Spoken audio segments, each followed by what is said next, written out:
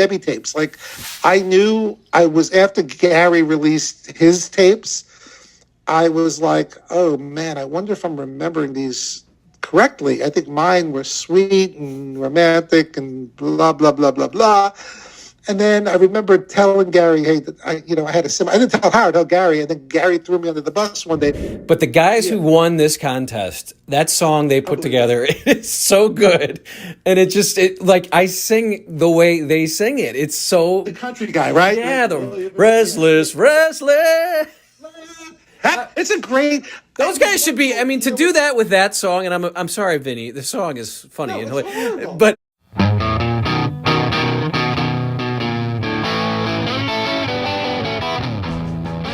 Hello and welcome to another edition of Here's the Pitch, sponsored by Masses Restaurants in St. Louis. Vinnie Favale, of course, was a VP at CBS for many years. He was the VP of Late Night East Coast, which Howard would make fun of on and on and on, and it was always fun. But Vinny, thank you. Were you starting to get these feelings of, I know I'm a vice president at Dave Letterman, but what if... Because that chair was open. Craig Gass was there, Artie, Ron Zimmerman, all these guys came through. Were you ever in your mind going...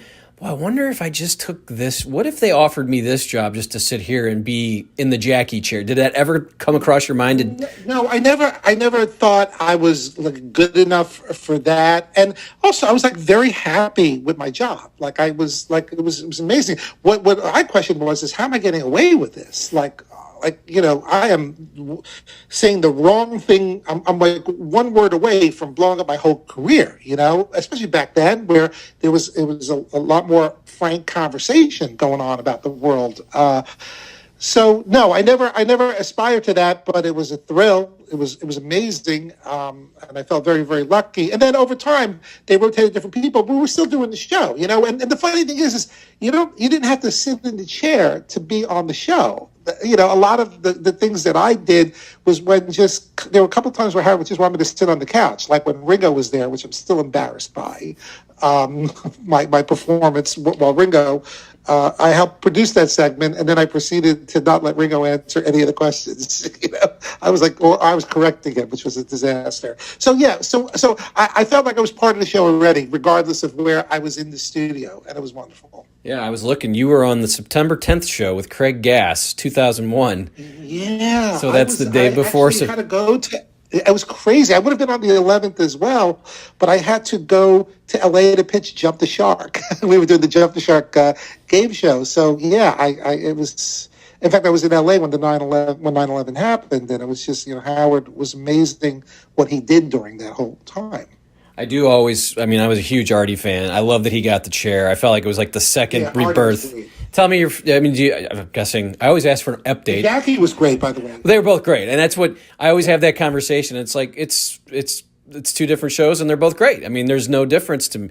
And that's probably true. But Artie, do you keep in touch? Do you have an update? People are wondering where he is, so let's ask. No, and this is the one case where I'm taking no news as good news. I recently got a note from his sister Stacy to connect on LinkedIn, which I thought was a wonderful sign that, okay, this is great. We had a beautiful exchange. I said, give my best to Artie. I didn't want to intrude, but I'm the pictures. He looks amazing, except for whatever physical problem with the nose. And I don't know if that's just him as a reminder to not go down that trail again, or maybe he's done something with it already. But he was a good-looking guy, and the great guy, just great, salt of the earth guy.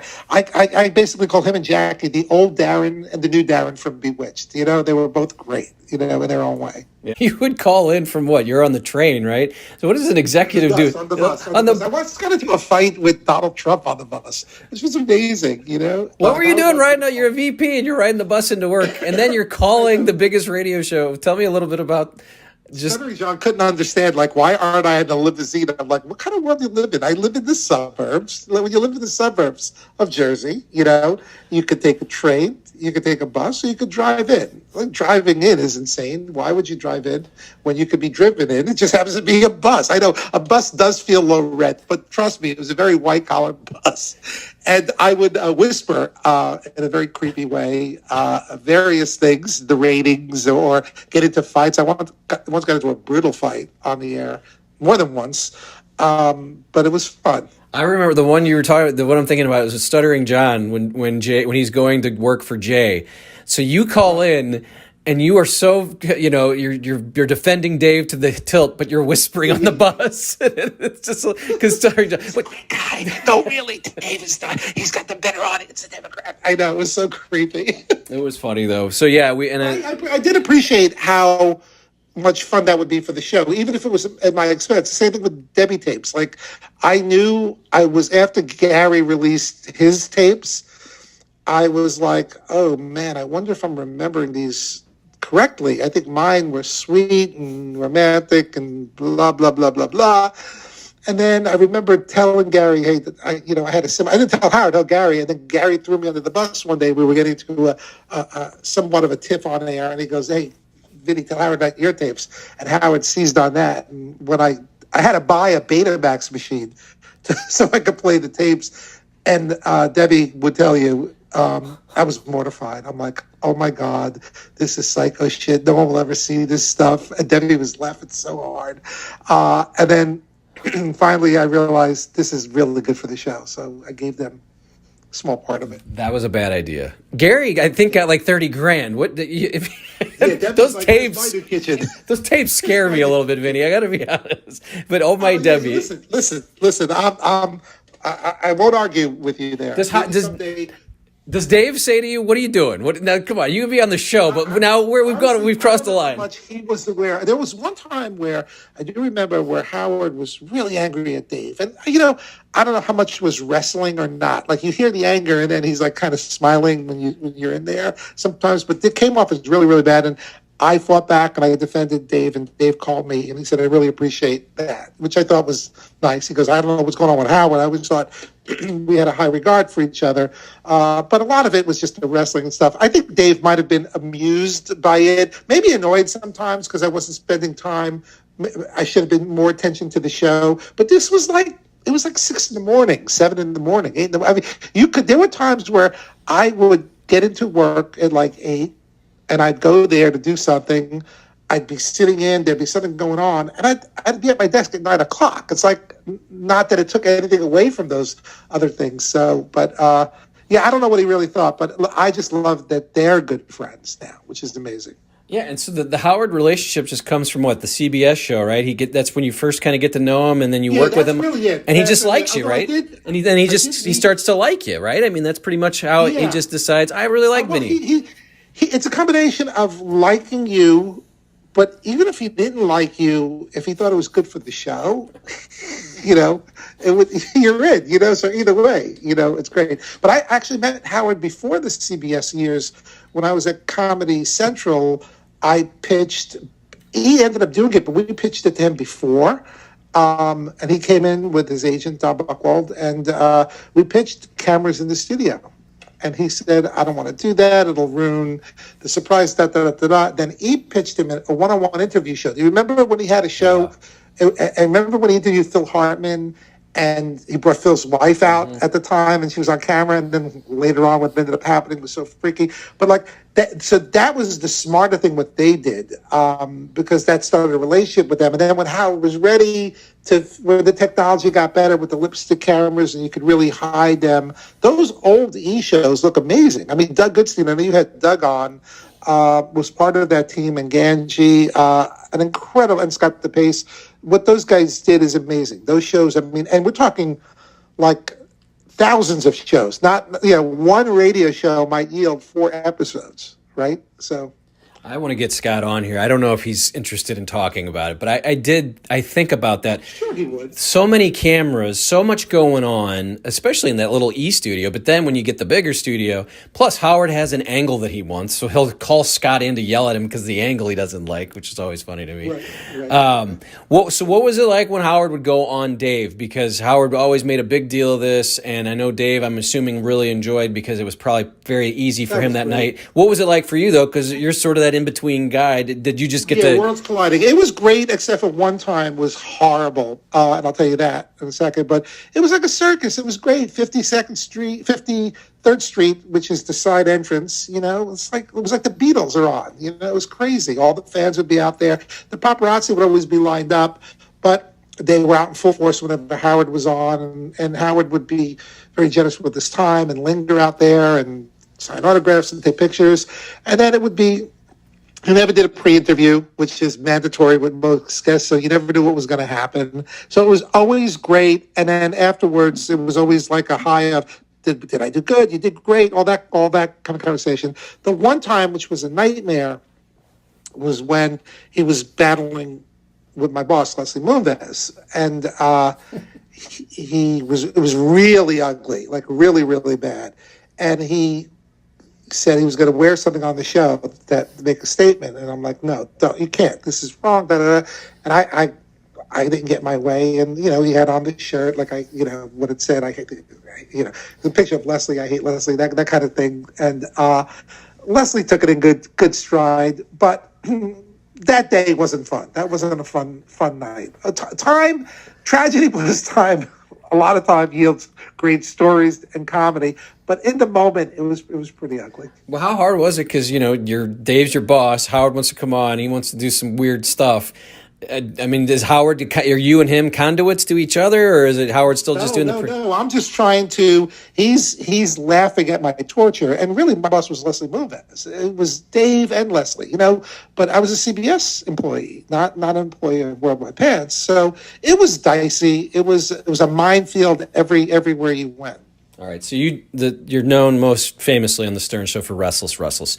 I never saw the video till yesterday when I was doing research. I actually researched for these things, and I saw the video of you guys doing it. And I think the problem Howard had, obviously, first was that you did it in his studio, around his studio on off hours.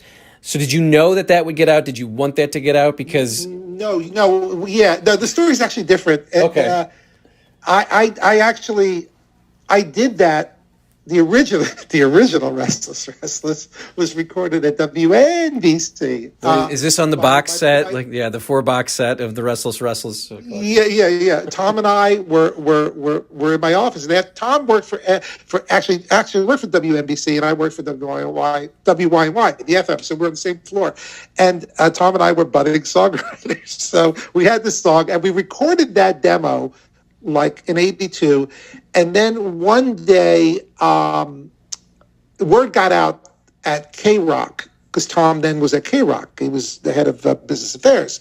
He would sign their paychecks, and Tom's a great guy, and they would be like, do you know that Tom, Tom's very corporate, Tom and Vinnie write songs and write songs forever, like the idiot, because we were playing them in the office one day, Tom and I, and then we said we should re-record that Restless one. So we recorded it, right, and then Howard was, I think, mock angry. I think he just loved the idea. It's like, what the fuck are you guys doing?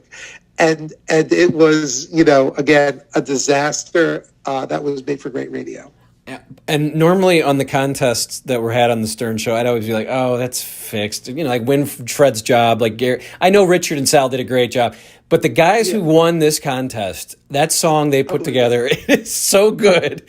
And I sing the way they sing it. It's so... The country guy, right? Yeah, the Restless. It's a great... Those guys should be. I mean, to do that with that song, and I'm sorry, Vinny. The song is funny, but for them to make that thing sound like that is amazing. Well, so here's the thing with that, which was incredible. They got over 1,000 entries, and the rules were very liberal. It's like all you have to do is use the words. Okay, so you could if you could find the melody or rhythm, great. We wrote it like a Ramones song, and there was one submission that was exactly the way we had it, and it's actually pretty damn fucking good. But anyway, these other people, they brought their brilliance. They, their musical skills, their talents, their vocals, their arrangements. And it was not fixed at all. We got over 1,000 entries, and then we did the show, and my buddy John Tita from Warner Chappell was one of the judges, and the 3 top ones, including, how about Robert Goulet? How great was that? How did they get him? Who, they just know him, or someone knew him, I guess? One of the, the show, the show didn't do it. It was like a fan, I think, but... Ernest Lupinacci is a guy, he's a big fan of the show. Look, the Howard Stern show, some of the fans are like really big deals, like rock stars and movie stars and directors and writers. And Ernest is one of those guys. Ernest is a great, he did a bunch of promos for ESPN. You might remember where Goulet sang them, doing Vegas-style arrangements. And being a big fan of the show, he was able to get Goulet and William Shatner to each do a version that he produced, that he oversaw. They did a great job. They trusted him. His is good too. I can sing his too. You wore your purple dress into a Voljuice. Did you see me get into a fight with him though? I was like, you got the lyrics all wrong. Like, the guy is down. She left him, but you make it sound like, hey, bring out the next one. I mean, it's funny because all of them were great. But yeah, how many times were you on the show? Like, just even via call-ins, or how many times did you go in? Can you think of how many? Yeah. Hundreds. I mean, yeah, just a lot. It was over a long period of time. The last time I was on was when Howard let me come on to promote the primetime special that I produced on Letterman's final week. And that was great. That was nice. Howard was very generous with his time. And, the show evolves. There's a lot of guests that were on back in the day that aren't on anymore. It's a different atmosphere now. So, but the guys, everyone that works here is fantastic. Gary and John, Richard and Sal, Benji's, love him. They're great guys. Yeah. So moving into the Letterman years, in '96, you show up there, and that was a volatile time, as you mentioned. I mean, if fans of Dave, Rob Burnett had been there forever, Robert Morton would have been there forever, and he moves on, and then Burnett. Tell me a little bit about how hard it was, because it wasn't this is now Jay, I think, starts winning right around here too. So it's like, this is kind of some nasty stuff you're kind of getting in, right? I mean, was it like that, or? The tide turned. Well, the tide turned. We went from being number one to, you remember, it was just like right out of the gate. It was big, but there were so many things that happened behind the scenes that people aren't aware of that made it harder for Dave and easier for Jay to be number one. CBS lost football. You're a sports guy. They lost the NFL package. That was one of the main reasons that Dave went there. He was wooed. Listen, you're going to come. We're going to promote the hell out of you. This is before me, but that was what the pitch was. You're going to be on CBS. We're going to have the games on the weekends. We're going to promote who you're doing. It's going to be great. And then what happens? Fox outbids CBS. They lose football, and suddenly, like, CBS was losing affiliates. In Detroit, the CBS affiliate switched to Fox, and CBS had to buy a UHF channel, and those things are. It sounds hokey. You would think, well, as long as he's on, people find him. No, it doesn't work that way. And back then, some cable companies didn't carry channel 58 or whatever. I mean, like you. Yeah, there was a lot of stuff. So that led to the downfall. That was a big part of it. And then NBC, the must-see TV Thursday night, the juggernaut. Ironically, Friends and ER were shows that were developed by Leslie Moonves, because he was the head of Warner Brothers Studios. They sold those shows to NBC. Kudos to NBC for buying them, but they were developed by Leslie's team. And then Leslie had left to come to CBS, and it was, and then on the CBS side of it, Dave had no lead in. It was, before Leslie got there. I was there at the same time Leslie got there. It was Murder, She Wrote. And Diagnosis Murder. This wasn't CSI. This wasn't Survivor. It wasn't all the cool shows that eventually Leslie brought on. It was all these old shows. And it was tumbleweeds. It was really, really bad. And then, Morty was fired and Rob took over. And I walk in there and I was so over my head. I didn't know, I didn't realize that, you just have to let people vent sometimes. The frustration was palpable. And a lot of times they would, complain to me about everything. And I was like, oh, shit, I'm the guy that's got to do something about it. And I would often go to Mitch or Leslie, and I realized, you know what, I got to do this myself. I can't go I got to figure these things out. And I did. It took me a couple of years to really get good at my job and navigate those waters. But it was really frustrating. It was frustrating for me personally, knowing we have the funniest show. It's clearly the best show in late night, hands down. And that's not even a knock on Jay. Jay was doing a commercial show, a long monologue, and Dancing Enos and all that.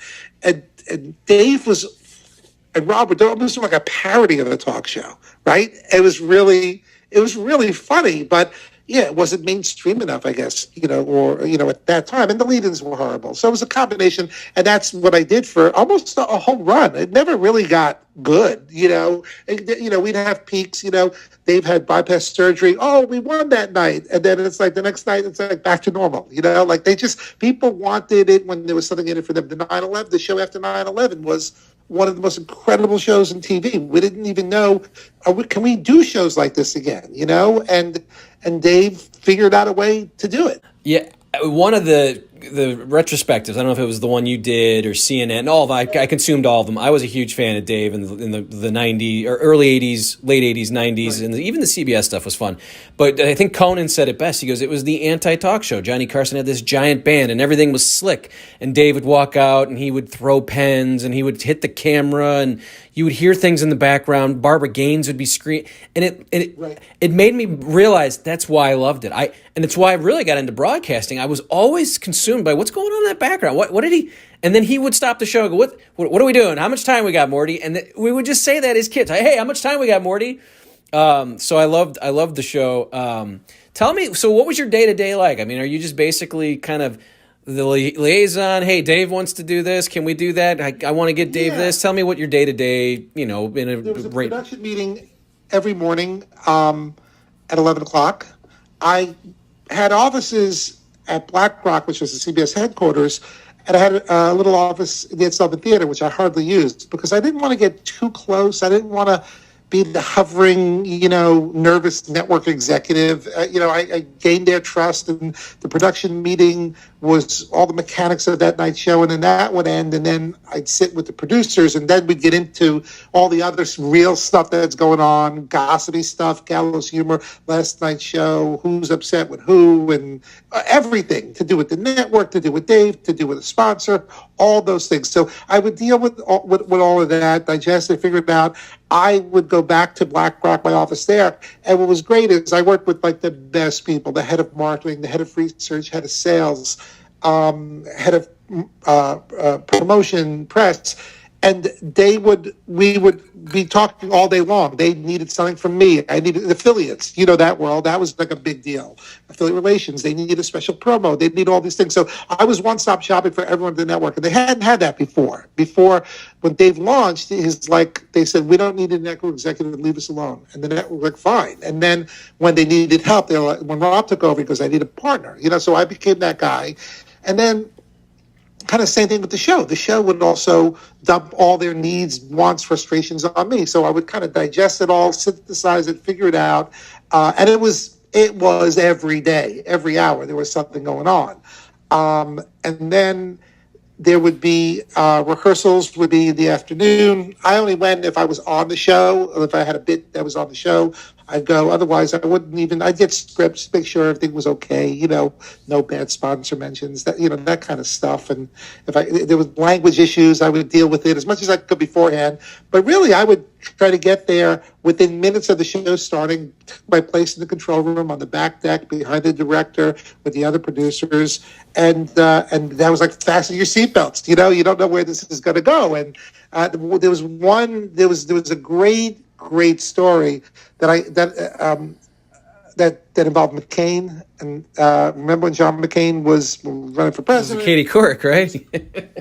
Right. He was supposed to do the show. He bailed at the last minute, and Dave was like, "Okay, well, all right." And then I'm sitting there, and in the control room, you know what it's like. There's monitors all over the place. And we actually had a feed from 57th Street where the other stuff, and we could see Dead Rather getting makeup on and all that kind of stuff. And it was really, no one was allowed to use any of that footage, but it was like, okay, well, that's cool.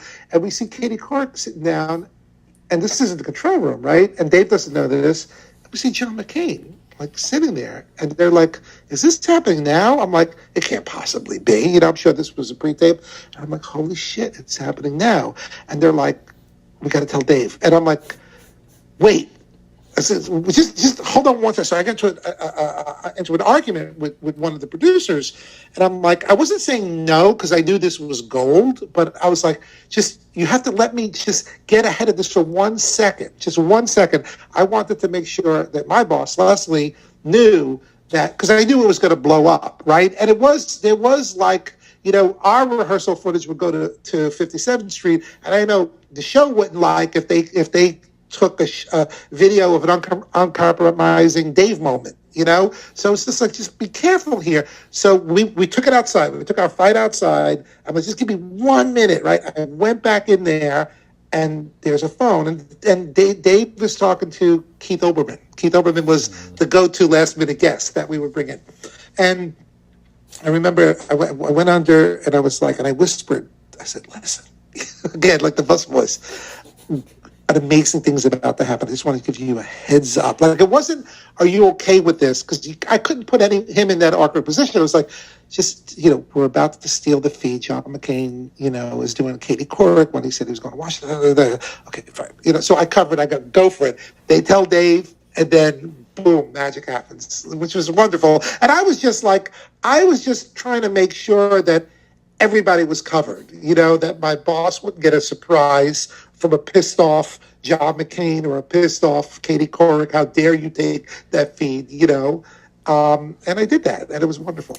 This little 5-minute stuff we've done here is so amazing to me because, and I'm not trying. You call in on a bus to the Howard Stern show, and you're talking to Stuttering John, and you're just goofing around, and then you're making these giant decisions for the number 1 or number 2, whatever it was. Or number 3, I remember, was his big billboard. Right. I think this is amazing because in my head I always thought, how is Vinnie a vice president? But that story right there, you just seemingly have what you need to sort of massage everybody, and that is really what that job seemed like it was. Yeah, but that's a great story. To figure that out. That's a great story to kind of just get inside the head of how it worked. How much did you deal with Dave personally? Because it seems like he doesn't want an executive, but it seems like he's starting to trust you. Tell me a little bit about just your interactions as those years go on. You were there almost 20 years. You were 20 years. Over 20 years, yeah. 22, 21, 22. Our conversations, they were always cordial. He was complimentary. There were some years, like, 1 year he gave me this beautiful Christmas gift, which he didn't do that to everyone. And so it's just like, it's just his way of showing you his appreciation for you. That's all. I didn't need a gift, but it was wonderful to have the moment like that.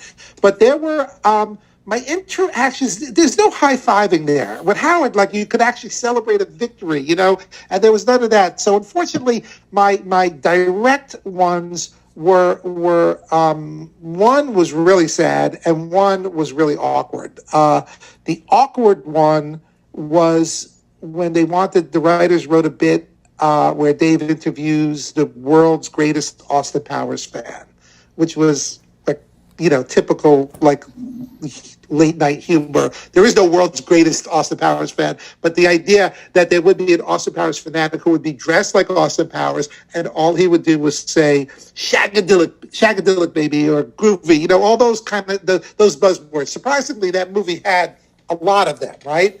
And so there I am in my Austin Powers outfit, and Dave is interviewing me. And all I'm supposed to do is get in his face and just yell at him. There's no script. Just yell, groovy baby. Do I make you horny, baby? Shagadelic baby. And Dave's supposed to look at me like I'm an idiot, right? And we did it a dozen times. And I have a tape of this. It's pretty funny. We did it a dozen times, and it wasn't working. And Dave was like, Vinnie, it's not you. It's just like, this is inherently, like, I get a Star Wars fanatic, whatever. I don't get this. But during the down times, he was pumping me for information. So tell me what you really think of your boss. Tell me what you really think of. And he was serious, And I'm like, I can't. My mic is hot. It's going out throughout the whole building. So that was really, it was awkward and funny. The sad one was he was just really raging. This is after the heart surgery. And he was understandably upset every time the show would be delayed. And I think the show was being delayed because of a Survivor premiere. Survivor had become this monster show, and it was delaying him. And I found out last minute, and he found out, and he called me. He was screaming at me, really upset. And I made the mistake of sighing, as if, like, I'm sorry, I feel horrible. And he was like, oh, am I exasperating you? Like, he took it the wrong way, and he hung up on me. And then I called back, and I said, that's not it at all. And I went up, and they wanted me to come up, and we had a real good heart-to-heart about ratings and that kind of stuff, where I was trying to explain to him that they're not as important as you think, because, the advertisers loved him, because the show was an iconic show. And unfortunately, it was pre-internet, because so many things, the show, like, more people talked about Letterman the next day than Leno the next day. But more people watched Leno, but Letterman was doing the memorable stuff because he had great writers and great producers. And so that was like, we tried to come to a meeting of the minds there where it's not as bad as you think it is. But other than that, it was just like, really, there was a distance between him and a lot of people on his staff. And I think that was just his way, which is to get into the game mode every night. I do want to back up on the late night wars, but the things you're just talking about, I'm interested about that end where he does announce his retirement and then he gets a full year. I know just by reading, I've read about him, I know about him, I know he doesn't like people heaping praise on him and telling him how great he is, and I know he's self-effacing and he thinks everything he does is not funny, whatever. But it was almost like a funeral to see all these people come out and talk great about you, and the Conans and the Jon Stewarts, and to realize that, at the end of his career, he literally did launch this whole new, basically how Johnny did with others. Did he get to finally give himself a pat on the back? Not a pat on the back, but did he, at the end of this, because those last 6 weeks, there's a book about it, and I've interviewed that guy. Yeah. Did he finally go, okay, I feel pretty good that this career ended the way it did, whatever that career, the late night thing, and that there is an appreciation of what I did, and maybe some of the stuff, maybe this will live on. Did he get a chance to actually feel, I don't know if you talked about with you, but did you get that sense that he was like, okay, especially that last show? I mean, the 10 biggest freaking names of comedy are out there. It was amazing, right? And the shows leading up to it, I couldn't answer that. That would really be for him to say. Get him on the phone. Let's go. Come on. I've been trying for years. Dave, can you get on it? Do you have his number? Yeah, I was gonna say, do you have his? Can you call Dave right now? That's a question for real. Can you get on the? Can you get him on the phone? I'm sure he would take it. Okay, I'm just curious. All right, but go on about the question. I'd like to think that maybe if he didn't feel it at the time, he feels it by now, because he did have a second act. It's like what he's doing, these one-on-one interviews on Netflix. I think that's more, in some ways, probably more fulfilling for him than having to talk to, someone from Dawson's Creek. I mean, this guy was interviewing people. He was more famous than most of his guests, that were on the show. So I'd like to think he appreciates and feels the value of it, but I couldn't answer that question. What was it like during he got to kind of watch from afar the Jade Conan stuff. It seemed like it really reinvigorated him. It seemed like he was really into watching this from afar. I don't have a dog in this fight, but what were those days like in the office? It was because it was, again, NBC. I think his problems were, from just reading the Carter book, it was the mistakes that NBC made and the way they treated Dave, and they were making those same mistakes again with Jay. I mean, how do you tell Jay Leno 5 years? They just signed Jay Leno to a 5-year extension, right? And then Conan goes ballistic, and then they go, okay, Conan, we'll give you the show in 5 years guaranteed. And they go back to Leno and say, in 5 years, you're done. And he's the number one show, who was only going to get bigger. And I was going to myself, I was like, oh my God, as we get closer to the end of his contract, are they going to really, who gives 5 years notice? And then I think they realized they made a big mistake, even though Conan is great, but they made a mistake in trying to, replace, Conan. Dave, when Dave came to CBS, he was replacing Pat Sajak. There was like nothing there, Dave created that franchise, 11:30, for CBS. They were very careless, and it wasn't fair to Conan. I don't think it was fair to Jay. And I think you're right. I think Dave really was like, great, I could fight them through these guys by proxy. There's so many great moments, and then you did put together the tribute show that kind of aired right, that was great, but that was stressful because the show didn't want that. They wanted to go out on their own terms. They were doing great packages every night, but I'm like, we're near the end here, and it's not like we're killing in the ratings every night. We need to grab America by the throat and say, this genius, this TV legend, this iconic figure is going off the air. Look what you're going to miss. And I'm very proud of that show that we put together. I did that with Susan Zirinsky from CBS, who now heads up CBS News. But we produced that together with no consultation on the show because they didn't want it. They fought us on it. They really fought us on it. But ultimately, they've let it happen. And he sent me a beautiful note after it aired. I was very proud of it. I wanted to include as much NBC footage as possible. And they were very wary. They were like, we don't trust that you might take dumps on Jay. It's like, no, it's not about that. It's but I was really proud of that. That was a great, we won the night. It helped CBS win sweeps that season. And I thought it was a great wake-up call for America to say we should really tune in these last week. Yeah. Well, and it's a weird thing. I just remember when all this buildup happened, and I remember, watching that last show. I don't know how a show can make you emotional, and my wife gets mad at me. I don't get emotional. I don't cry. I don't do. But man, I love the Foo Fighters. I watched that thing over. I still watch it, and I just remember thinking, this is the end of my childhood. I mean, I was 40 at the time, or however old but I was like, that is literally, my childhood and my adolescence, and just the funniest guy, the way he did TV, because Jimmy Fallon's great. Yeah. I don't even, who else is out there? Stephen Colbert, whatever. But this Dave thing was so sad to me that I knew that it was just going to be the end of that era, and it clearly is. I mean, you just don't have. I mean, he literally basically branched from when you had 3 channels to 1,000 channels. So that's my little soliloquy. Yeah, you're right. It's like 30 years. How old are you? You said you're in your 40s. Whatever.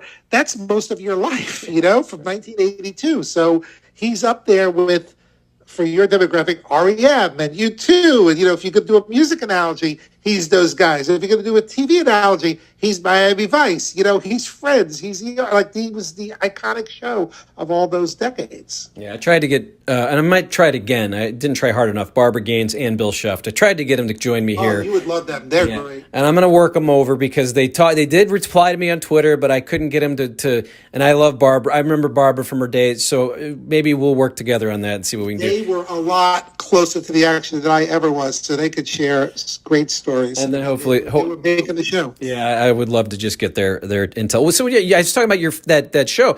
You worked there for pretty much the duration of the CBS show.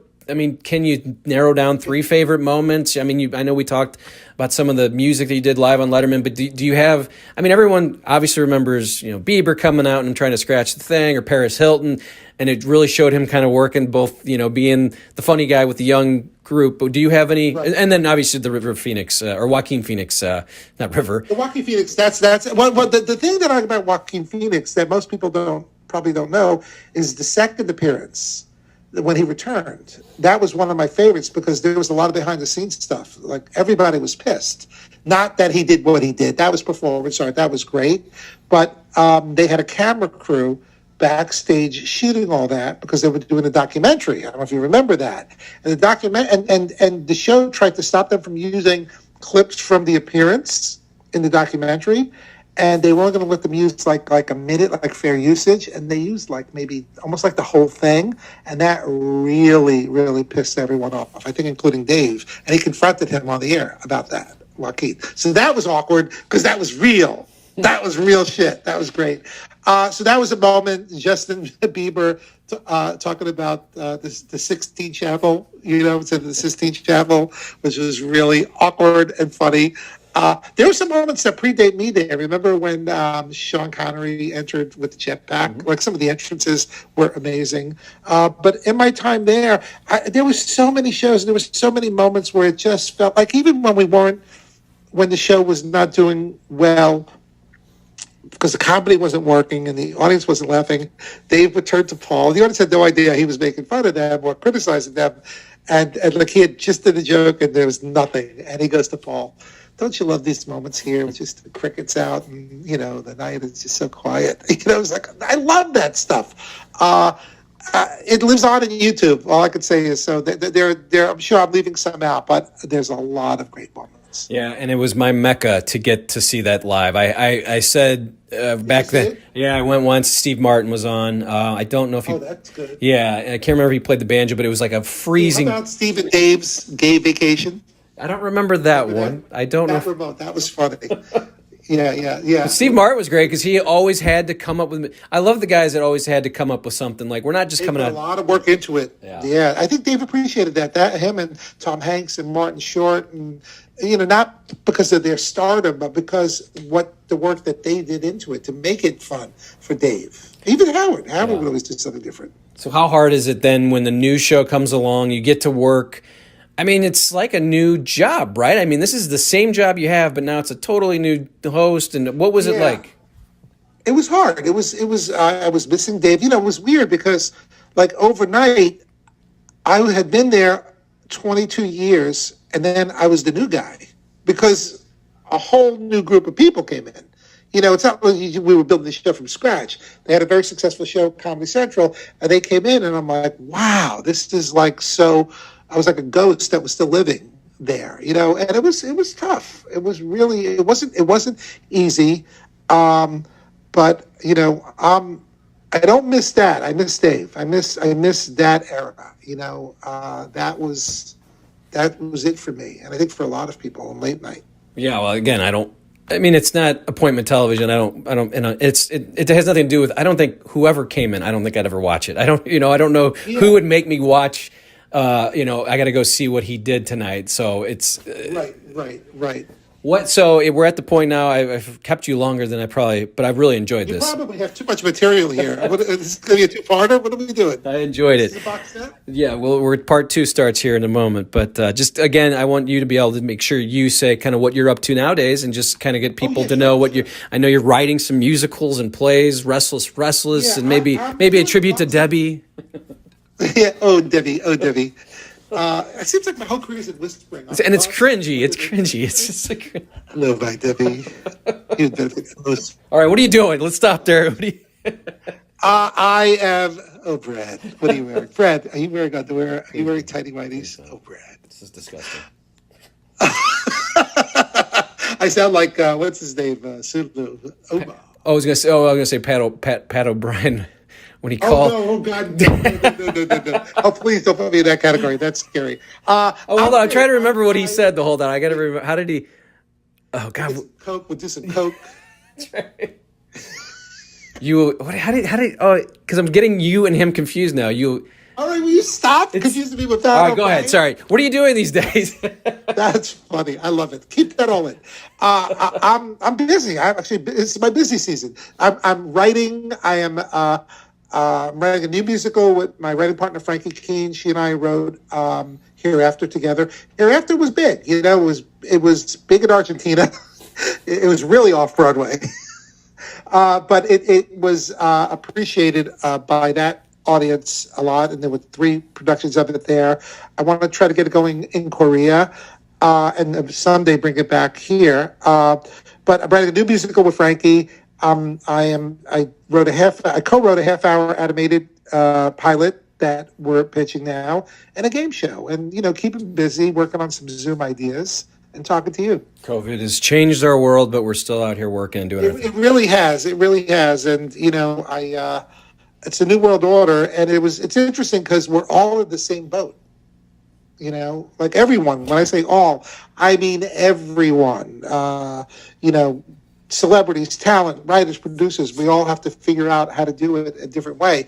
Hopefully not forever, but, and what you're doing is great, that you could do these interviews. I love it. Yeah, I do. I want to ask one last question, then I'll let you go, because I want that last, like I said, those last couple of weeks, and again, Scott Ryan wrote this wonderful book. If people are Letterman. I spoke to Scott about that. Yeah, and he was great. The book is great. I don't read a lot. I read his book. What was it like for you? Because I don't think you're part of the booking, but you see that, oh my God, Norm Macdonald's coming in tonight, and then Bill Murray's coming in. What did you have any say, or what was it like just to see the names? No, they didn't need me for that, and I was just like, I knew inevitably everyone was going to be there. I was concerned. I didn't see Regis on the board for a while, and then I think they used him in a walk-on at the end, and I thought that should have been probably a longer interview, and maybe I'm remembering it wrong, and he did do that. I have to kind of go back, but the thing that sucks, unfortunately for me, is that part of the last few weeks, we had to crash produce a 90-minute special to cover 30 years in less than 2 weeks. So by that point, I wasn't going to the tapings. I was immersed in an edit bay with Susan at the broadcast center doing that, So I missed some of that. And then for the last week, it was, although the last show was frustrating for me. It was actually really, and I butted heads with Barbara on that. And I think it's in the book, and I think she may remember it differently. Maybe I'm remembering it differently, but I remember saying to the show, and I'm not a genius for saying this, is like, this last night's going to be, there's a lot of show here. If you want, I'm sure I can give you 90 minutes. I can give you 2 hours. No. Dave wants to do it. The 1 hour show. I said, well, it's going to be difficult to undo this at the last minute, but because we had Corden on by then. We had a very popular show at 12:30, and you just can't assume you could do that. But that's my job. I would call Leslie and the president of the network, Kelly Call, and figure out, like, hey, for this one night, and they were like, no, we're fine. And then I'm watching the show and I'm mortified. I mean, it's great and it's beautiful, but I'm like, this is so fucking long. And then they say, well, we'd like that extra time now. And I'm like, well, now, it wasn't even I told you so. It was like, okay, so this is supposed to be like the end. We should be backslapping each other. And it took me over an hour to figure out. I had to call the West Coast. I had to find out how long over they were. And I'm doing this from the theater, and they're already starting to dismantle the theater. And I remember Debbie was there, and she was emotional. She's like, do we have to, can't we do this outside? Because this is very depressing. I mean, they were literally, thankfully, I think they preserved the important things for Dave, the desk and Paul, but all that backdrop stuff, just, taking it apart. It's like all this magic that you remember, right? You beautiful Julie Louis-Dreyfus and Simon, fucking gone. It was like within an hour, they're dismantling this, and I'm arguing with Barbara, and I'm, working with the West Coast to get the extra time. Oh, I lost you there. I didn't even go to the after party. I was just so pissed. I was just like, this is so. Thanks for bringing that up, Brad. It was a horrible memory. It was good for you, and it's only good when I think about it on Google, on YouTube as the product. But it was the perfect way to end it for me too, because that was the epitome of when you get wouldn't be easy. How they make the magic, right. But I love them all. They're great. Barbara did an amazing job, and the director Jerry Foley, and they were just all an incredible team. It wasn't just Dave. Yeah. It went really deep, from the bookings of the show, from the writing of the show, from the producers of the show. It was just you'll never see. It was like the 27 Yankees. You'll never see a group like that together in front or behind the camera ever again, I don't think. Yeah, I remember a friend of mine telling me he knew that this thing was going to last longer. He's like, check your DVR, because it's not going to catch the end, and you got to see the end. And then the great story, again, I'll refer to it one more time, but Barbara having to put that montage to the music live, and now it doesn't fit, and there she's taking things in and out, and it just, as a producer, thinking about, and this, I used to do sports shows. This is nothing, okay, well, she's working on the Letterman finale, and she's sitting there trying to make this thing fit. So I love. What I remember from that is her fighting me, saying that I can't have certain clips for my montage, which is going to be a prime time. And I'm like, are you fucking kidding me? Like, you don't want to let me have, I'll give you this, but you can't have that. And I'm like, oh, we could both have it. We both should have it. So, see, everything that's a good memory for you is a bad for me. So stop talking, Brad. All right, that's going to do it. I appreciate Vinnie for joining me. This was, I had a great time. I did. Go to my website, VinnieFavale.com. VINNIE Favale.com. All right, Vinnie, that's where we'll go. And appreciate Vinnie joining me here on Here's the Pitch. It's STLMasses.com, my sponsor, Masses Restaurants. In St. Louis, 5 locations. Go to that website. Check out their menus. If you're in St. Louis, drop by. There's locations all throughout the area. You'll love it. I appreciate Vinnie for joining me. Keep subscribing, liking, and commenting. There'll be more interviews like these coming throughout the year. I thank everybody for joining me, and we'll see you next time.